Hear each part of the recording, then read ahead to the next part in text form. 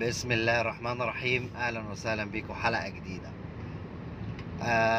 امبارح كابتن خالد الغندور بعد ماتش سان داونز والوداد عمل تويته كده. خلاص اهو مالكش حجه ومش مالكش حجه، بيكلم الاهلي يعني مالكش حجه اهو، ذهاب وعوده اهو، ومش من ماتش واحد زي 2022. وبيرمي يعني للاهلي، بيقول له اهو يعني ما عشان اما تخسر يعني ما ترجعش تقول كاني ولا ماني، ادي ظروف عادله اهي. انا بس عايز اقول للكابتن خالد الغندور، هو وانت مالك؟ اقول لك على حاجه، مش هقول لك وانت مالك، انا اقولها لك زي فيلم عسل اسود لما قال له انت مال امك. انا مش فاهم انت مالك، انت حاشر مناخيرك ليه باخبار الاهلي؟ انت واحد اصفراوي ومنفسن، بتتكلم ليه على اسيادك؟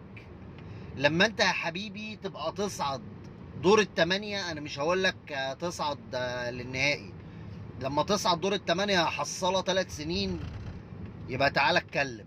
يلا اخر 20 سنة رحت النهائي مرتين وخدت على عينك، ده النجمة الوحيدة اللي على فانيلة صن داونز منك انت يا تعبان. اعرف يا حبيبي انت بتتكلم على مين وبتتكلم ازاي. احنا الاهلي يا حبيبي، احنا ده النهائي ال16 لينا، وباذن الله ناخدها تبقى ال11، هنبقى خدنا 11 بطوله من 16 نهائي. يا ابو خمسه، مش يا ابو خمسه، احنا ماشي يا عم، انت ممكن تقول لي يا ابو خمسه، انت بتحفل على نفسك؟ لا يا حبيبي ما احفلش على نفسي، انا بخسر بس برجع اقف على رجلي تاني. لكن انت بتخسر تنزل، تخسر تنزل، تغطس تغطس تغطس لحد اما بتغرق. انا بقول يا ابو خمسه، يا ابو 5 بطولات، انا ضعفك يا حبيبي. ركز بس كده واعرف بتقول ايه، وبص لنفسك الاول عشان تتكلم على اسيادك.